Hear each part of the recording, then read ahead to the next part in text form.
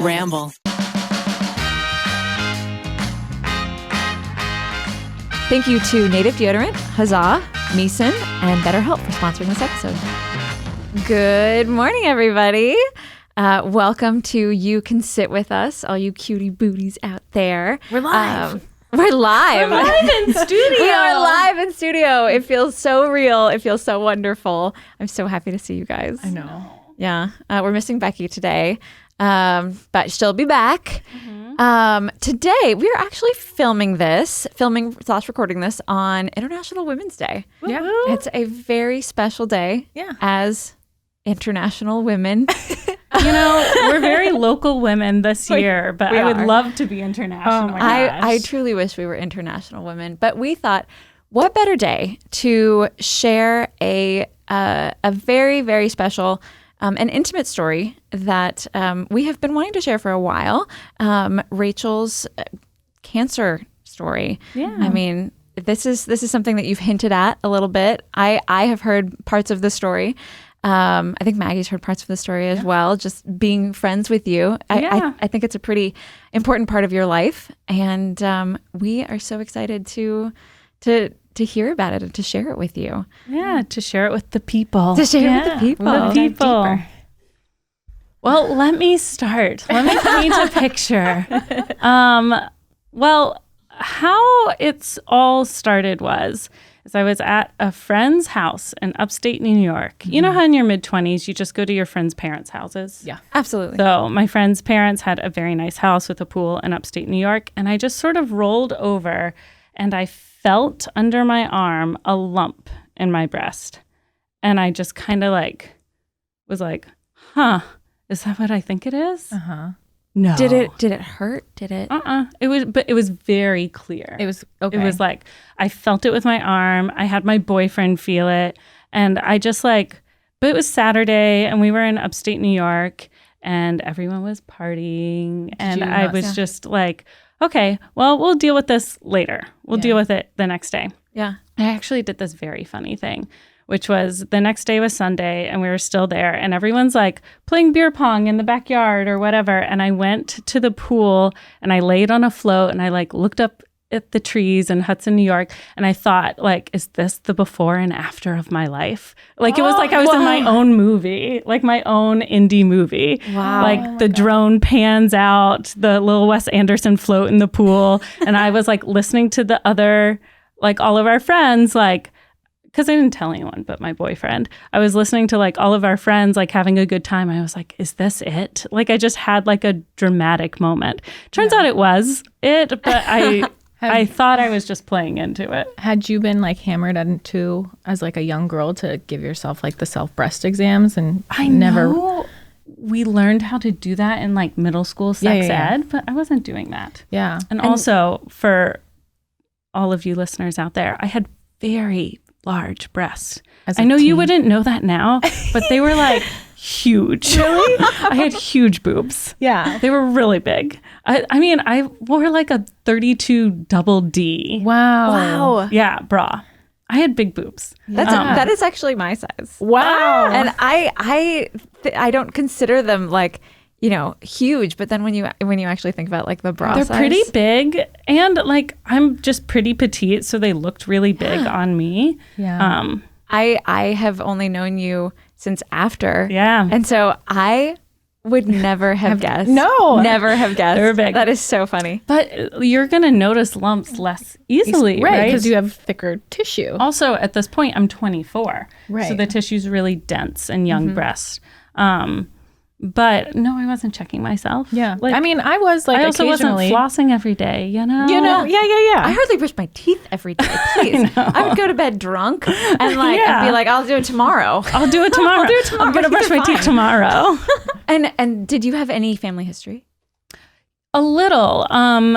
But not directly. I have an aunt who had breast cancer and also brain cancer who died really young, a paternal aunt. And I had some colon cancers in older family members, but it's not my mom or my sister had it. Right. So it's not something that you were going to the doctor for and they're have you been checking? No. Yeah. No. And I barely had I didn't even have health insurance at this point because I had just stopped being a nanny, or I was actually still a nanny at this time. Okay. And then I was about to start teaching school in August. And this was just a few days before my birthday, which is in July. So I was sort of like transitioning. So I go back to the city and I don't know where to go because I'm uninsured. I live in New York City. Oh my gosh. I don't have insurance. I'm a nanny and I'm about to be a teacher.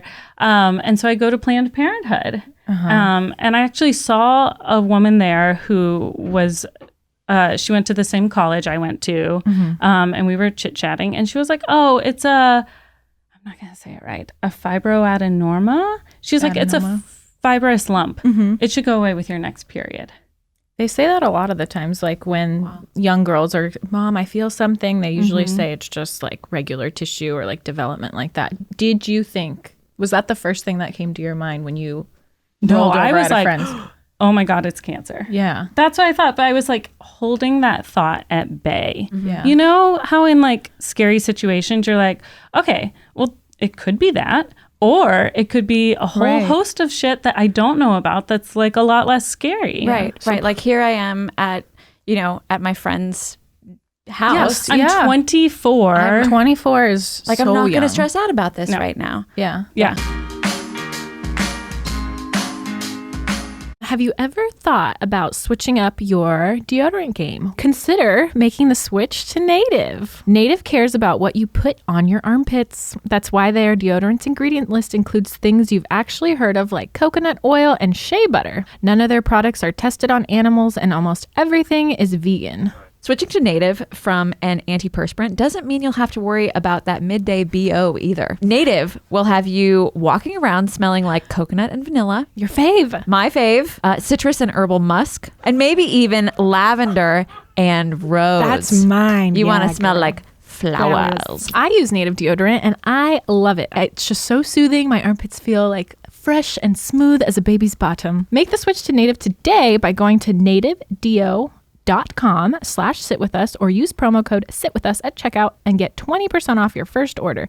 That's nativedeo.com/sitwithus or use promo code sitwithus at checkout for 20% off your first order. So they tell you you're fine.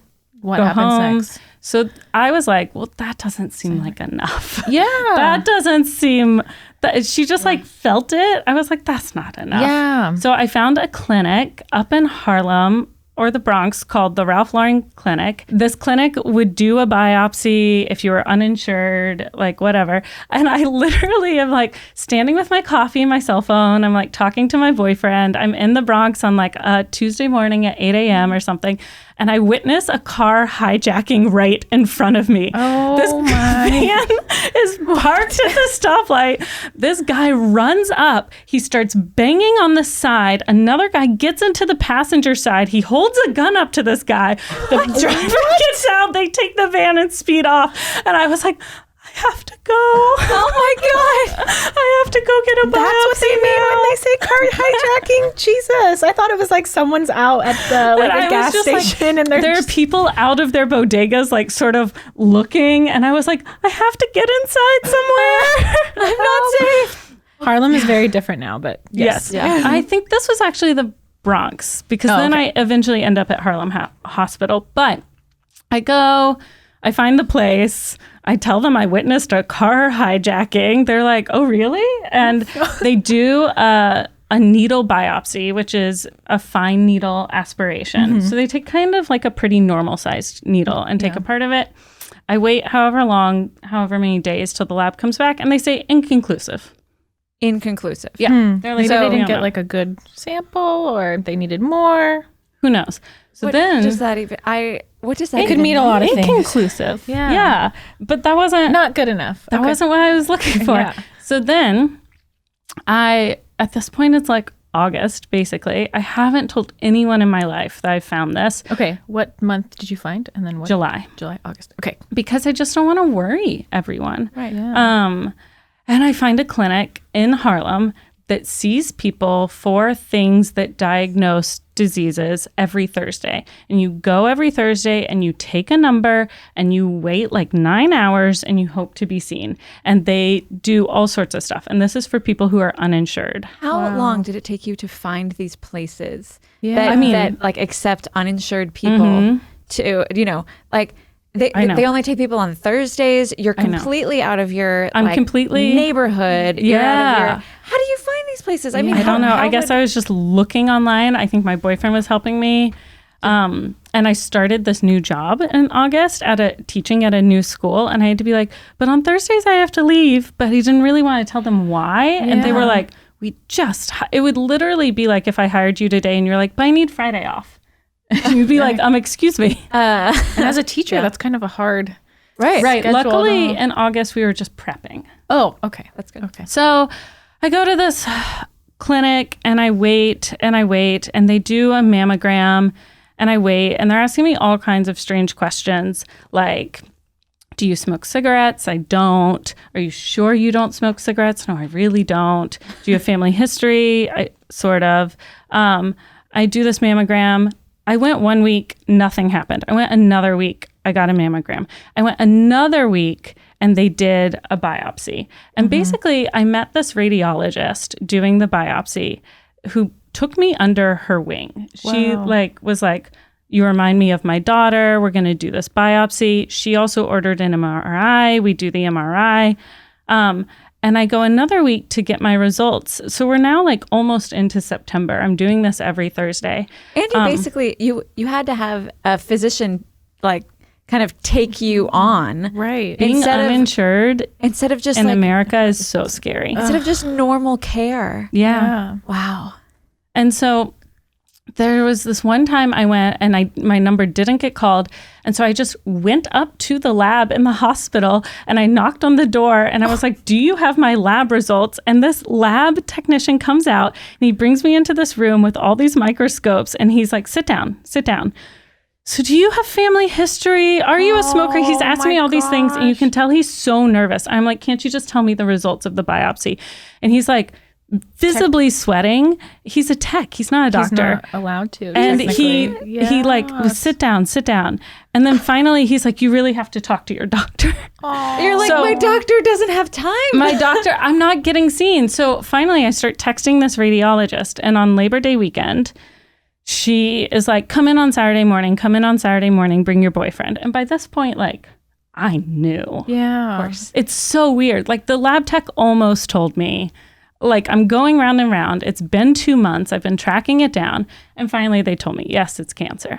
And actually the radiologist then drove me in her little convertible sports car back to my apartment after that. Oh my gosh. It was so, like, the way I got diagnosed was so weird because I just had to, like, find resources. Right. And it seems like she was just doing this pro bono and she just really was taken by you. I think I reminded her of her daughter. Yeah. I mean, Rachel, you are a very kind person and like, you know, just I can see how this sort of played out in that you really had to work to get the care that you deserved. Yeah, but imagine if you had less resources than I did. I know. Less access to internet, less time to look things up. Less time to just wait at the... Yeah. If you had kids or your job wouldn't let you off, there were like so many 100 people in that clinic every Thursday. Yeah. Or if you weren't like an exceptionally nice person, you know, like even if you're not a nice person, you still deserve to be treated like for I know medical things. I have a lot to say about healthcare. Yeah. We won't say it all. I mean, I'm sure you do too, but like, I mean, being both in like working and being a patient, like I've had my fair share of experiences where I have to kind of speak up more than I would like to. I'm not telling people to be a pain in the ass, but I'm telling you that everyone should ask questions. Right. Everyone. Because when you go home, your healthcare team is not following you home. You are responsible for asking questions and making sure you understand what's going on. And if something doesn't feel right, then I implore you to go seek a second, third, fourth opinion. Yeah. So I got diagnosed and I'm still uninsured for like 60 more days at this point until I've reached like 90 days at my job. So I just start doing all of the prep work for surgery and chemotherapy and whatnot for when I will be insured. So that involves going to public hospitals and doing different scans, doing bone scans, doing full body scans. They're basically looking for additional tumors. Yeah. And this becomes important later in the story maybe, but I did all of this at like public programs and public hospitals, and I still racked up a ton of medical debt. Even public healthcare it's not free. No. And I had some connections in the city to people who were older and more connected than I was. And we did a lot of research, and I picked this big leading oncologist at NYU to be my lead my sort of team. And I was paying out of pocket for her just every time I saw her. And I was trying to see her very limited. So I just would pay like $600 every time I saw her. Unreal. $600 I did not have. Yeah. Right. As As a nanny and teacher. A nanny and a teacher. Yeah. And I was teaching second grade at this time. And so anyways, I do all of that and we come up with a plan. We're going to do a lumpectomy, a course of chemotherapy, and a course of radiation, which is pretty standard. So that's surgery to remove the lump, and then chemotherapy and radiation. Yeah, and I had actually wanted a bilateral mastectomy to start, which is just to remove everything. And they had said, "You're Too really extreme. It's too extreme." They're like, "You're overreacting. You're young. You're healthy.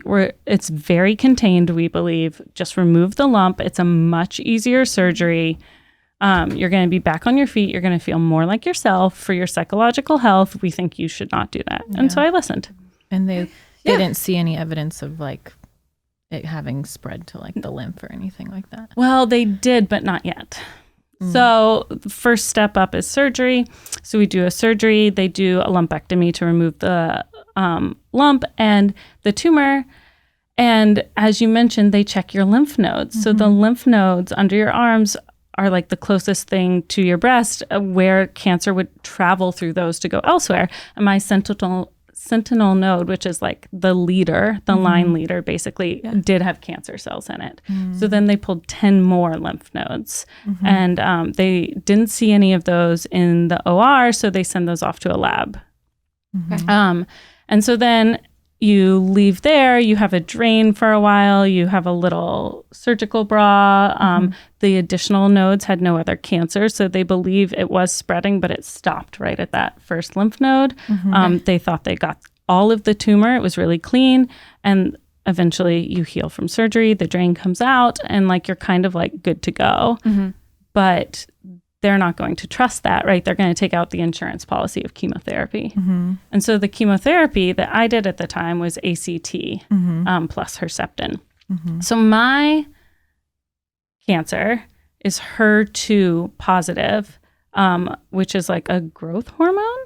I'm actually not familiar. But it's not estrogen and progesterone positive. So you can get it through those hormones, but mine was HER2 positive. And it was like a 2 centimeter, and it was like stage 2B. So it's like a big tumor and a fairly aggressive cancer.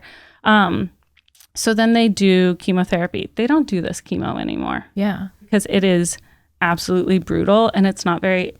The kind of chemo I did is not very sophisticated. It's just like, let's kill everything. Like brute force. Wow. It's like, let's wash out your system of all fast-growing cells. And it is unbelievably hard. Were there other options, or No. was just... I think my doctor... So I had a couple of oncologists. I had my big sort of oncologist who was more like a research doctor. And then I had my treating oncologist who was the person I was seeing every other week. And they prescribed this like 4-month dose of chemotherapy. And it was basically, I think they were a little bit scared because I was 25 now at this time. Yeah. Like when you have a 25-year-old patient, you're like, that's a lot of life left to go. Right. Yeah. Let's get rid of this. Yeah. It's a really big day because Miles, our podcast producer, brought donuts. So cheers to those fizzy feel-good moments that make your whole day with Huzzah, a probiotic seltzer with benefits. Yeah. Cheers, baby. Huzzah is your new favorite seltzer with added probiotics and 3 grams of sugar or less. Huzzah contains added probiotics to support healthy digestion. Huzzah has a delicious full flavor taste and 3 grams of sugar or less per 12-ounce can. Huzzah has 3 flavors that go big on the flavor without piling up on sugar or calories. They have raspberry and lemon, strawberry and hibiscus, and juicy pear, which is what I'm drinking right now, and it is very good. So stock up on Huzzah probiotic seltzer by using code SITWITHUS for 20% off your order at drinkhuzzah.com. That's code SITWITHUS. SITWITHUS for 20% off at drinkhuzzah, HUZZAH.com. Okay, so they prescribed you the like brute force chemotherapy. Really tough chemo. What was that like? And then, I mean, it was okay. Yeah. It wasn't good. No, of course it wasn't good. It wasn't good. It was like psychologically hard to get sicker, right? Like I was a healthy 25-year-old and then to like get sicker every week, Right. Yeah. sucked. Yeah. All right. I know. It did. Yeah. But what are you going to do? You're just Right. going to man up and do it, Yeah. you know? And so what was life like at this point? I mean, you were working, but I was working, I was teaching, Yeah. but I was like missing a day or 2 a week. Yeah. oh my God. I can't believe that you were still going to class. I know, Doing that's chemo unreal. sessions. I know. Who are you? I don't know. Superwoman. Like in between, like you're like teaching a lesson. You're like, excuse me, let me just excuse myself to go. You know. I mean, yeah, but you do all sorts of crazy stuff because you think you need to. And maybe teaching did help me in some ways, if like it gives you- psychological ways. Yeah. Yeah. Like some sense of purpose and normalcy other than like being a cancer patient. But also, I did crazy things. Like my friends came to visit and I was like so sick from chemo. I couldn't really like get out of bed or off the sofa. And I was like, but I have to buy Christmas presents for everyone. Can you guys go here and buy this and here and buy this? I like made them shop for Christmas presents for all my friends because When I online felt shopping like I needed to give them Christmas presents. You're so cute, Rach. But like when I look back, I'm like, what was I doing? Why was I buying Christmas presents for people? No one needs anything. What's wrong with me? It's such a testament to your like optimism. Yeah. At that time, you're like, this is not something that I'm going to be dealing with forever. Yeah. Like, Yeah. Fuck cancer. People are still getting Christmas presents. People are still getting Christmas presents. I know. And you had a party to shave your head. I had a party to shave my head, which gosh. was so. I mean, I think it's a pretty good idea because it's going to be like a terrible out-of-body experience, whether you do it alone or with a bunch of people. But at least if it's with a bunch of people, you can kind of like distract yourself, right? Yeah. Rachel actually sent us this video before the podcast, and Zach and I were watching it, and I was just a puddle of tears. I just watching you just like take control of the situation. Like I know of patients doing that, but just to see you doing it and having a smile on your face. If you cry, I'm gonna cry the whole time. Okay. We're just sitting on the cry couch, Ariel. Just a puddle over here. But like, what was that like? It was very early on in your treatment. It was early on. It was only a couple weeks in, but I noticed my part was getting like bigger and bigger. Yeah. It wasn't falling out in chunks, but like my part got wider and wider. So I was like, we gotta shave it before it just looks terrible. But we made this grave mistake. So I shaved it. My friend Luke shaved it. For Try Guys fans out there, Luke is the guy who came and did the old age suits from MIT because he's an MIT writer. He's been my friend for the last like 20 years. Wow. And he shaved his head. And the mistake we made was the next day we all went to see Harry Potter. And Luke and I are sitting in the theater and we're watching and we're like, oh, do we look like Voldemort? No. We look just like Voldemort. What were we thinking? Oh my gosh. Yeah, it was a weird. And then, of course, whenever you walk outside, you're like, oh, everyone knows I'm a cancer patient. They don't, because people shave their heads for whatever reason. Right. Yeah. But you think that. Yeah. Right. You're like, I remember getting in a cab to go to school the Monday after I shaved my head, and the guy was talking to me, and I was like, he knows.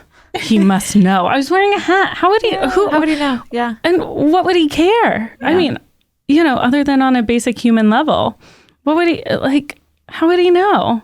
No, Right. it's like all in your own head. I know. It becomes such a part of your like being at that point. Yeah.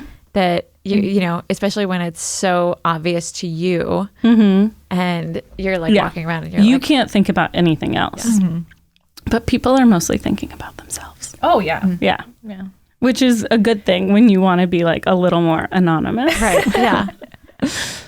Wow. So 4 months of chemo and then 30 treatments of radiation, which is only like a month because it's every day. And I think that's pretty standard. Yeah.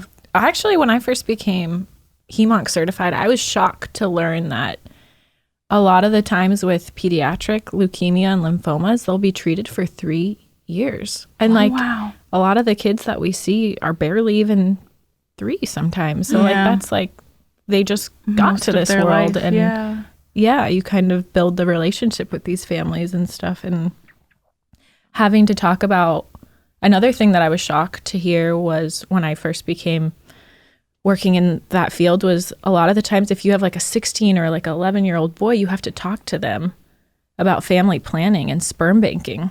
Of course. Yeah.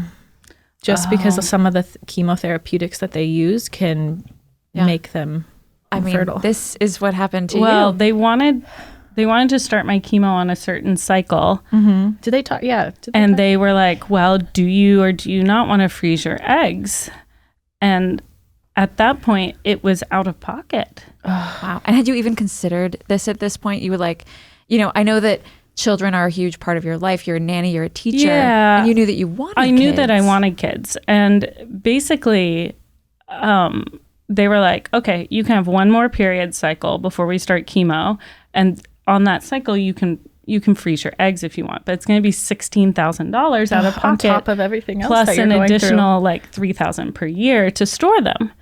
I'm 25. Yeah. I've been a nanny. I don't have $16,000, and I don't like my parents don't have $16,000. Yeah. I just paid like $5,000 out of pocket for the genetic testing to figure out if I was BRCA positive or negative. That's also out of pocket. I'm BRCA negative and P53 negative. So I don't have the genetic mutations.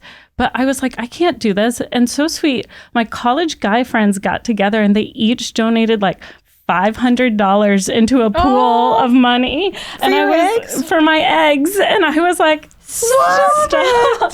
These are 25-year-old boys, and they are all working like as assistants at a marine biology center, as teaching assistant. Like none of us have money. So people just came out of the woodwork. They did, but I sent all the money back because I eventually, so as fate and your body would have it, happy International Women's Day. My period started very early because I was so stressed. Yes. Yeah. And they were like, you have to freeze them now on this cycle. We're not going to wait a whole nother month to start chemo. And I just panicked. I like sat comatose on a sofa for like 3 days. It's a lot of information to process. Yeah. Like I was like, I don't have the money. I don't know what to do. Also, they pump you full of hormones to pull your eggs. And my oncologist was like, I don't really want you doing it, but I want kids. Kids are important to me.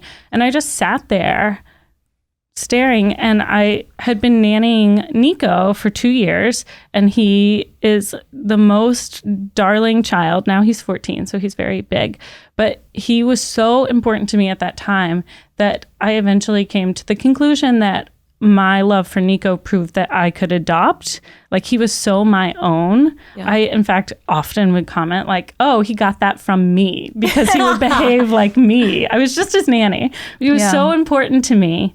And is, that I was like, okay, I'll just adopt if I have to. Yeah. And I ended up not freezing them. But that's a whole nother stressor of like having cancer as a and you knew child, you wanted kids. Like, can you imagine having this conversation and not have ever thought about an 11-year-old boy? Yeah, or like a 16-year-old boy. You know, it's a lot. Or a girl. Or, you know. Right. Yeah. It's a lot. It is a lot. a lot to consider. And I did lose my period during chemo. Yeah. And encountered like early menopause, like hot flashes and stuff. Really? Right. Like your body basically went through like a menopausal. Yeah. The Try Guys at one point were like, let's do Try Guys Try Menopause. I was like, no. It's not funny. The title is funny, but like what will make you do? It's not like labor, like where we can make you like experience some pain. You're just sitting on a couch and like you're just like watching my mom go through that. Yeah. Oh no. Wow. She was a little mess. Really? She was a little mess. My mom calls them the vapors. The vapors. Your mom is sort of Southern at heart. She absolutely. The vapors. She was the other day, she was sort of sitting on the couch and she was like taking off her shirt. She was like, oh God, I can't tell if I'm getting the vapors or if I'm just warm. Could be both. Isn't that what the vapors are? So, okay. So I do the radiation. We do the damn thing. I do a year of Herceptin. I had a Metaport put in. I have the Metaport taken out. Yeah. What is that? So a Metaport is when they basically put like a permanent line. And just because when you're getting chemotherapeutics, not all of them can go through the vein. And if they were to dislodge or go into your skin tissue there, you could kill it. It could become necrotic. Like you could get a burn. So it's basically like a PICC line that goes straight to wherever, like into your arteries. And I couldn't ever have chemo in and I still don't get stuck in my right arm because of my lymph node removal. Yeah. And so I can only do the left arm, and I have teeny tiny veins. I did 2 chemos without it, and I could feel it traveling. I could feel it burning its way up and into my veins. And they were like, that's not good. And it has to be internalized usually for cancer patients, oncology patients, because they are, when you get chemotherapy, your white blood cell counts drop, which means like if you were to have an externalized any sort of central line, it's more risk for an infection. Whereas when you're getting chemotherapy, it's just accessed. And then when you're finished, you take it out and you can swim, you can take a bath. Felt like a hard thing under my skin, and they would still puncture the skin to do a blood draw or give me chemo or whatever, but it would click into something right under it. Yep. Interesting. It's like a little button. Okay. Yeah. I highly recommend it. I really do. Yeah. It's I think you're like, oh, I don't want to put something in my body that makes me more of a cancer patient. Yeah. But it really solves things. Yeah. And like you can hide it. Like you can still swim and stuff. Some people don't even see the scar. Like I was just thinking about this and recounting that I wore a wedding dress that showed it because because I don't see it. Yeah.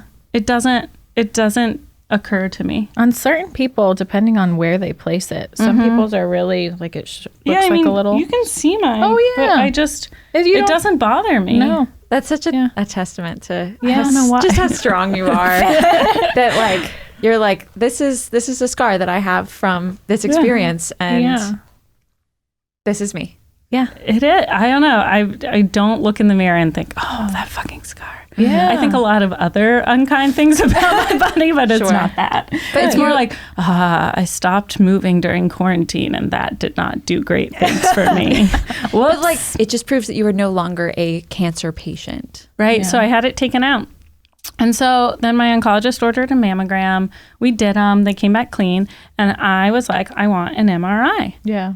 I'm 26 at this point now. Mammograms they were not designed for 20-year-olds. I have these giant boobs and I would feel better with an MRI. You were trying to kill cancer cells that may have traveled. I want an MRI. And she told me no. She told me no something like 6 times. And then the oncologist under her also told me no. So I went to my surgeon's office and I cried like a baby. I threw over a chair. I walked into her office and I threw down this chair and I was sobbing. And I was like, I want a scan. And my surgeon very politely explained to me that insurance wouldn't approve it. And I was like, I don't give a fuck. And honestly, I had no thought that they would find cancer. I just thought a mammogram was shoddy work. Right. Yeah. Yeah. And so I threw down this chair and I slammed her door and I acted like a child. And she was like, okay, I'm going to order it for your psychological health.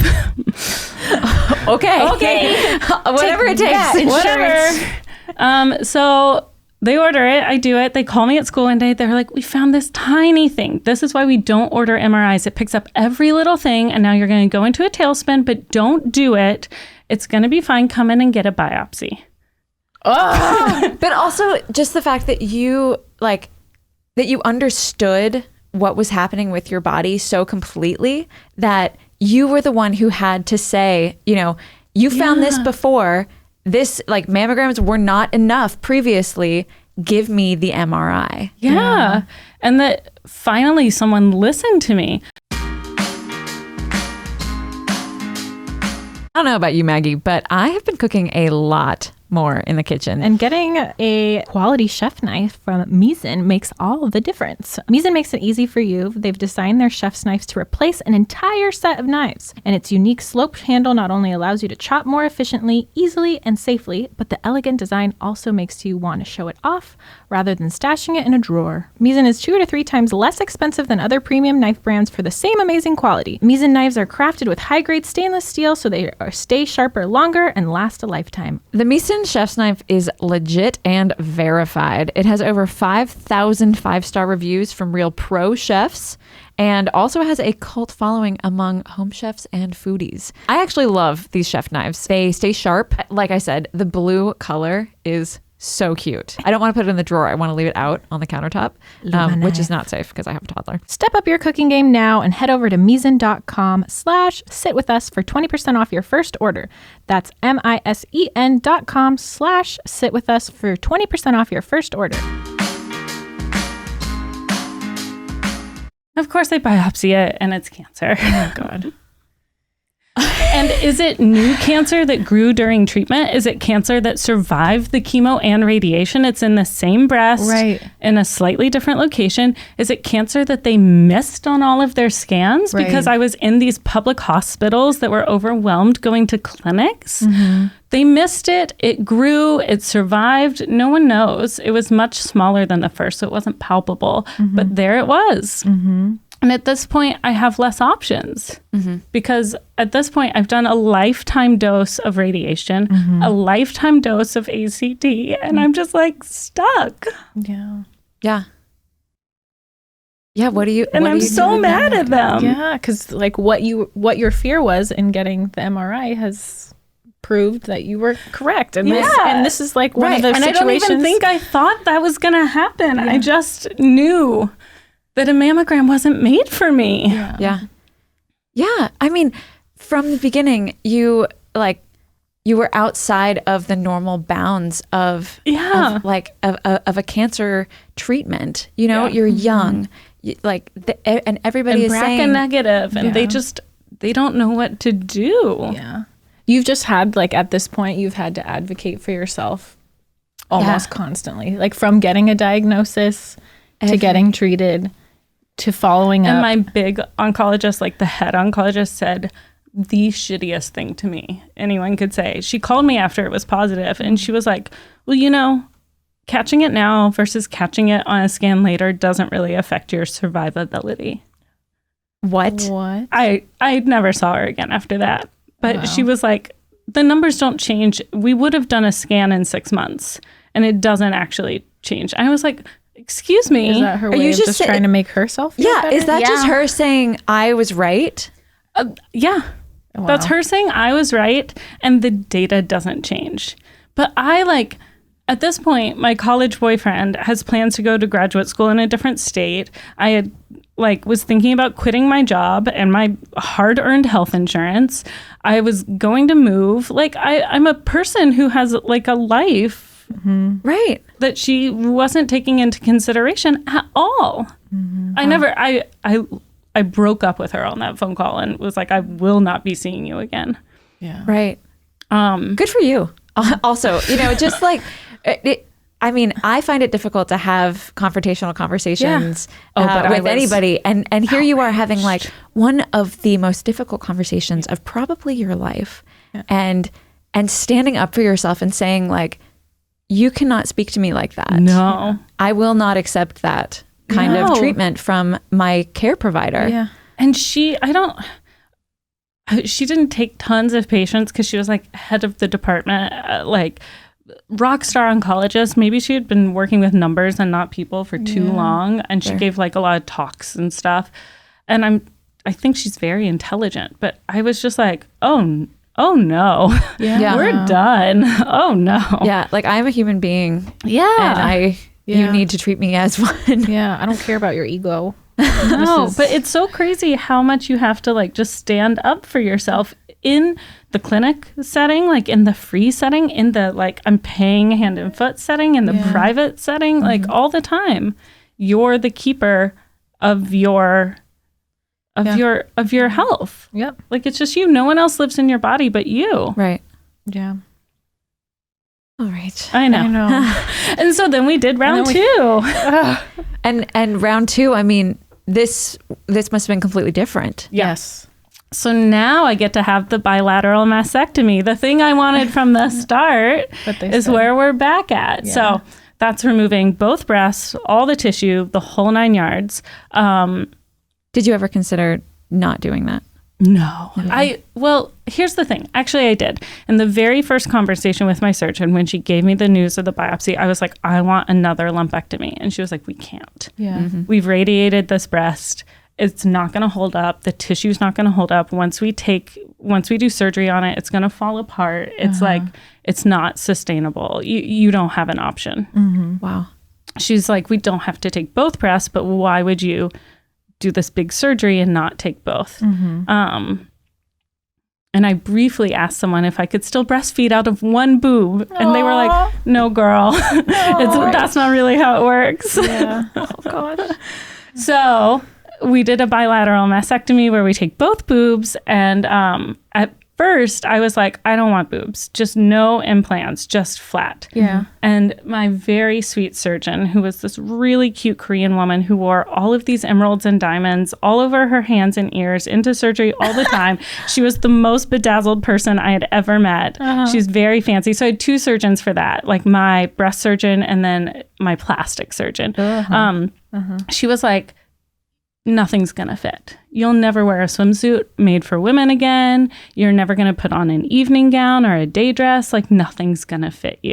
Are you sure you want to like go flat chested? Yeah. She's like, I think you're going to just think about your surgery all the time. And I was like, okay, fair enough. How small can we go? And she's like, okay, I'll go as small as possible.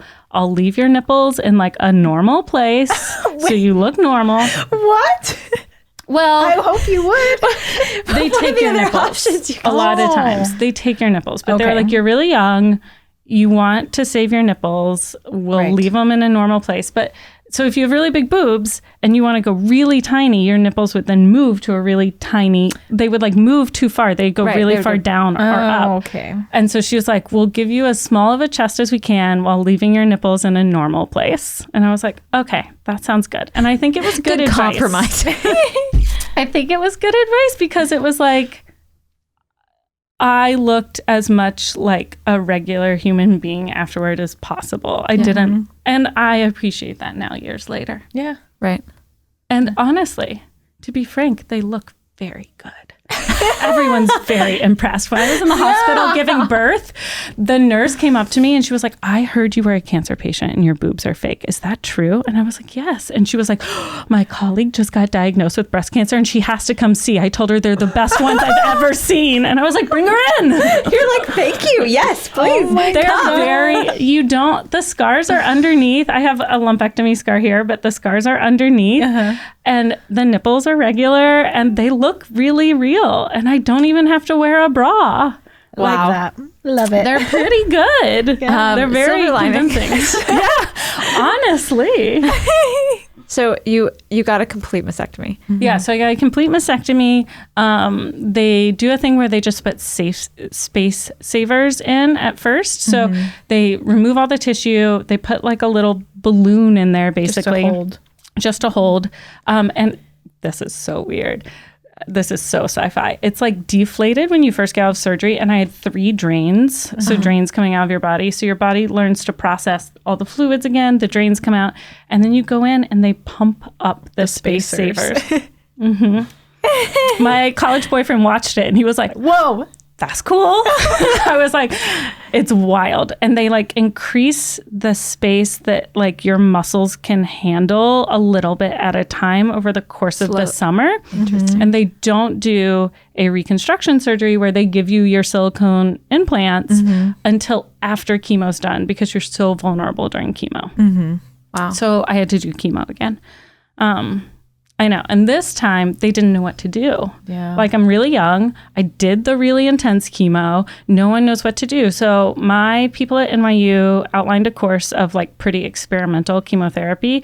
And I took that information. I went up to Dana-Farber in Boston and got a second opinion from their head of like oncology. And they like gave their notes, and like, then I took that information, came back down to New York to NYU, and between the two, we negotiated like a pretty experimental course of like 4 to 6 drugs. Wow. I am still just floored by how involved you are in Your care. In your care. Yeah. Thank God teachers have summers off, because I needed the time to do this chemo and like figure it out. Yeah. No one... I think we think our doctors will be like, oh, here's what you should do, and here's how you should do it, and let me know how you're feeling because I'm going to take care of you. But doctors have 65 of you or whatever. Yeah. Like, and so you have to do it. And doctors are humans. Yeah, absolutely. Doctors have, lives of their own. They could they could have just gotten off a phone call with one of their kids, and now they're, here they are talking to you, but they're thinking about something completely different. Or And I really think, other than the person I dumped, I really think my doctors cared for me deeply, but I also needed other people's opinions, For sure. you had to be there for yourself. Yeah. And your experience is so unique to something someone else will go through, and like getting all the information is only empowering to you. So getting a second opinion and formulating your plan from there. I did this really smart thing that I would highly recommend anyone listening who is starting out on any kind of medical journey do, which is that I had a moleskin notebook. I don't know if anyone like you does this. And I always brought someone to an appointment with me. One of my friends, all of my friends were very young. We had not important jobs. We had no money. And they would literally drop everything to take the bus from Boston down to come to a very normal appointment with me so that I didn't have to go alone. My best friend Shady came down from Boston just to go to an MRI with me, and I'll never forget it. I got out of the MRI. I'm crying for no reason at all. MRIs don't hurt. They're totally fine. I know, but you were going scary. through They're a lot. loud. Yeah, And but you're in like scared. a cave, Yeah, you're just a scared person in life, right? Yeah. Like, you're like, really oh, I have loud cancer in in my there. body. I'm really scared. And came out, and she's holding 2 individual bags of Doritos from the vending machine. And I was like, I love you. Thank you. Blue and red. Blue and red. Of course. Okay.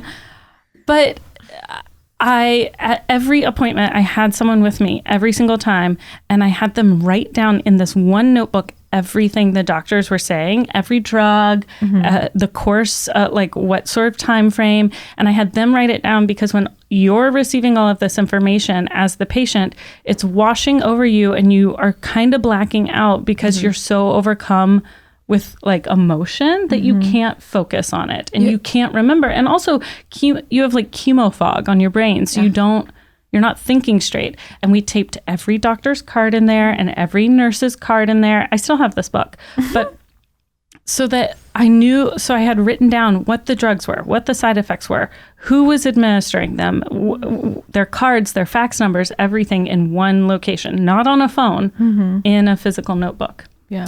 Highly recommend. That's very smart. Because then you can go, because there's definitely that like And if you have amnesia from, from being in a, I even get that from just like going to a doctor's appointment, and I think they said something that they didn't actually say. Like Ned and I will be like, no, actually they said we could start feeding them, and we could start sleep training at 6 months. And I was like, no, they definitely said 4 months. You never. Yeah. And so I always brought someone with me. I would hand them the pen and the notebook, and they would write. They'd be your medical scribe. Yes, exactly. You need a medical scribe. So then I did this experimental chemo, and it was crazy. I fully believe I was allergic to 2 of the drugs. Really? Yeah. I just kept landing in the ER over and over again for weeks at a time with like a fever of like 105, 106, a heart rate of like 130. I was like turning beet red, and I just thought they would do spinal taps. They thought I had like contracted infections through my Metaport, or like maybe I had gotten bitten by, like I had gone out to Fire Island at one point, and maybe I had gotten bitten by something. I had Lyme disease, or got an infection, because my heart rate and my temperature were just so high for no explainable reason. Yeah. But I fully think I was just allergic to several of the drugs. So we were like messing with the chemo cocktail all summer long.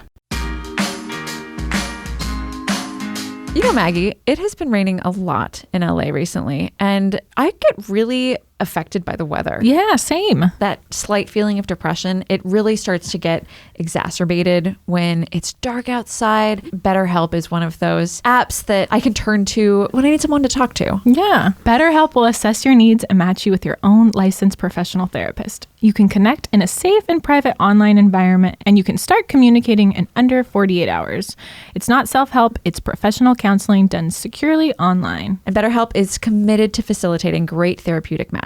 There's a broad range of expertise available, and it's more affordable than traditional counseling. And anything you share, of course, is confidential.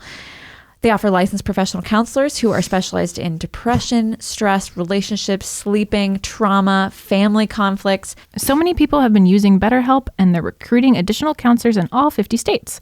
I want you to start living a happier life today. And as a listener, you'll get 10% off your first month by visiting our sponsor at betterhelp.com/sitwithus. Join over 1 million people taking charge of their mental health. Again, that's BetterHelp, HELP.com/sitwithus. Yeah. You have gone through many lifetimes at this point. So many lifetimes. Yeah. Just nuts. In terms of the experience that you had as a 20-something. Mm-hmm. Right.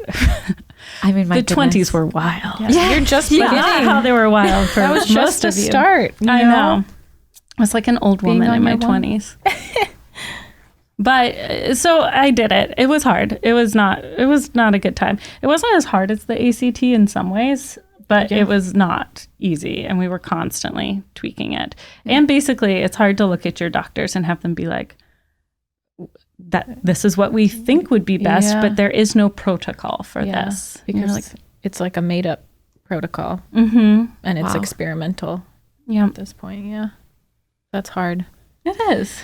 It's hard. I think it's really hard when there aren't easy medical answers to things. They can try and standardize as much as possible, but some things you kind of have to. And lots of people have like ongoing chronic things that don't have names. Yeah. That is so shocking to me. Not cancer, but like I had friends simultaneously, to me, go through things that are like a variation of like Crohn's disease, or maybe they had a parasite, but they had ongoing chronic conditions that really just didn't have a name or an answer or a treatment plan, obviously. Right. And I found that to be so hard for people. Yeah. Wow. And so when did you come out the other side? And then what next? What was follow-up like? What was... Yeah. So ended that, did the reconstruction surgery, and then basically after that, I see an oncologist every 6 months, get scans every couple years, and see a surgeon once a year. And that is that. I did a year of Herceptin after that, which is the antibody therapy. So I kept my port for that until it was done, and then I had it removed. And I am due now to enter some new clinical trials, which are basically just genetic paneling on myself to look at different things. I've done it a couple of times since then. This has been 10 years, going on 11 years since I was first diagnosed. And they've never found a genetic link, but every few years, my surgeon, my oncologist here in LA pop up and are like, hey, would you like to do another genetic panel? And I always say yes, because it's mostly just survey and blood work. Right. And I just realized that many of the doctors that you were talking about, correct me if I'm wrong, were female. Almost all my doctors were female. I actually do have a male oncologist here in LA, and I like him a lot. He's never been my treating oncologist, but I was very clear that my whole team in New York when I was being treated be female, and they were. Really? Why? Was that just something that you felt strongly about, that you wanted to be? And it was easy. But like, I just sort of felt like men can get breast cancer and they can do it, but women mostly get breast cancer. And I just felt strongly that I wanted to be in a community of people. Of women, and of women whose mothers, whose sisters, whose aunts, whose, have had it. Yeah. I think there's a difference. Yeah. And there's certain things you like don't have to explain. Right. Yeah. And cancer is such an emotional situation that like, having a surgeon who would be like, no, I actually think that you will want this later. Yeah. And I'm sure there are many excellent male oncologists out there. I have one here in Los Angeles who I really like a lot. And actually, I'll say this. The first time I met with him, my oncologist here in LA, who just monitors me, and orders scans. He's never treated me. But he and I sat down for the first time for me to sort of go through all of this with him. I had gotten all my records for him when I moved here. And he goes, do you know what would happen if you got cancer again? And of course, I was like, no, I was like on the brink of tears immediately. And he goes, okay, well, I do. And it's not anything you've done before, because what you did, we don't give to people anymore. Like, we've moved beyond that. That was fairly unsophisticated, albeit effective medicine. What we would do now would be much easier. And we could treat you through being pregnant. We could treat you through having young children. So don't worry. I know what we would do. And I was like, okay, I love you. Wow. I love him. He's at UCLA. I was like, okay, I feel better. That is excellent care. It is. It's really excellent care. So, I mean, I'm not planning on anything, but I don't need to switch him to a female because he's a very excellent doctor. I mean, just the fact that he took something that you weren't even thinking about. And and that's like, everyone's greatest fear. Yeah. It's getting it again. Yeah. I don't think I've ever told anyone this, but during my first round of chemo, I sat down with my best friend, Shady, and I told her out loud, I was like, if I get it again, I'm not going to treat it. Oh, wow. Of course, I did get it again and I did treat it, but I was just so when you're down. going through the first cycle of it and that intense of it, like you're just like, okay, well, if my body wants to kill me, then my body can kill me because I can't do this again. Yeah. And I told her that, but I obviously did not mean it. But like, your greatest fear is that it'll happen again. Absolutely. And at the time you meant it. At the time you were going through this feeling that like, this is happening to me right now and I can't and it's do like anything so about out of my control. Yeah. Yeah. It sucks to feel out of control in your life. Absolutely. Yeah. And, in addition to like truly physically feeling awful. But I think the way I moved on, and maybe you see this with patients, is I totally switched up my life post-cancer. I like stopped dating my boyfriend of a very long time. I moved to LA and started working in a different industry. I stopped teaching. I kept all of my dearest, most darling friends, obviously. But like, I completely blew up my life in a big way and was like, all the stuff I was doing during treatment, I'm never doing again. Yeah. And that was a choice. Yeah. You were like, I need a change. I need things to be different. I did a couple things in the meantime. Like, I wrote for a year in Seattle for this company in Brooklyn, and I taught a little bit, but then like at some point I was like, I'm going to work in the film industry. I'm going to move to LA. I'm going to be on my own for a while. I'm not going to go see a doctor for a few years. I'm just going to like live, and I'm going to live very differently. And I think I just needed like a second wind, basically. Yeah. Oh, wow. Just because, I mean, going through that, I'm sure that you realize how precious life is. And like, I'm going to live life. I'm going to live my best life, Yeah. And just like and giving yourself something to look forward to is huge. And I just think starting in an industry and in a city where people didn't know that I was a cancer patient was like too. The very first film set I ever worked on was a film starring Keira Knightley called Laggies in Seattle.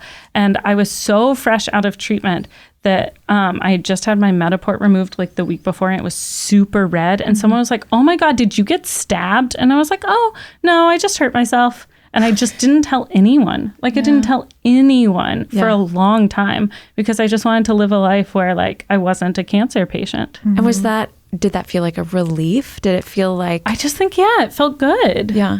And were you able to not think about it? Yeah, I think so. So you were able to say like, this is who I am now. I am past this situation. I don't think at first, but I think eventually like time just goes on and you just It feels more earned. Yeah, you're just living your life and at some point it hits you and you sit back and you're like, oh yeah, right. I went through this really hard thing. Let me think about it for a minute. Let me sit in the shallow waters of like, wow, that was difficult. Okay, let me get out and like go do my job. Yeah. Or have my friends or like party hard or whatever. Yeah. You know? Not everybody can sit in those shallow waters and be in that, that really difficult space and then just walk out of it. That is something that I think is unique and, kind of just a testament to your strength again, that you are able to go back and experience that and be a witness to your, to this part of your life. Like once a year, my friends made me this lovely little book where they all wrote letters and included photos and stuff. So like once a year, I'll like look through that book, reread through like the newsletter that like my boyfriend put out at the time to all of our friends and just kind of like relive it, honor it, and then kind of move on. Yeah. Are you still friends with your boyfriend? Yes. He, not like good friends, because, but we are still friends. He's married. He had a baby right before the girls were born, and they're due with a second very soon. And his wife is lovely. All of our friends are mutual. So I used to see him and his wife like once or twice a year at weddings. Yeah. We're mostly beyond that now in my friend group. It's all babies now. I mean, and speaking of babies, and now we have babies. But that was not easy for you either. No. And it's probably due to going into menopause twice. Yeah. Right? Like no one knows though. It's just called unexplained infertility. But like I went into menopause with both chemos and I got my period on the other side of both chemos. Mm-hmm. But chemo will normally take away. Yeah, it sends most women into permanent menopause early because most women who are going through chemo for breast cancer are older. They're in their 30s, 40s, 50s. So if they're not already in menopause, it makes them permanent. Yeah. Yeah. And so now I have babies. And here's the thing about having babies and infertility and all of that. Once you get the babies you have, you never want any others. And I'm sure they would have been great, but I don't want those frozen eggs from when I was 25 because they would not be June and Poppy, right? Like once you get the kids you have, you can't foresee it happening any other way because they would be different kids. For sure. So I'm glad I didn't freeze my eggs. However, I think that should be subsidized and people should be able to without any cost to them. So if you're going through that, that's certainly a viable consideration. Yeah. But I will say my college boyfriend was kind of the best person to be with me during that time because not only was he like interested in the science of what was happening to me and like a student of this experience we were living, but he never fell too deep into a pity party. Like I remember one time sitting in this hospital having to like drink this terrible drink for them to be able to like scan my whatever because like I don't know, I was doing some sort of fancy CAT scan or whatever.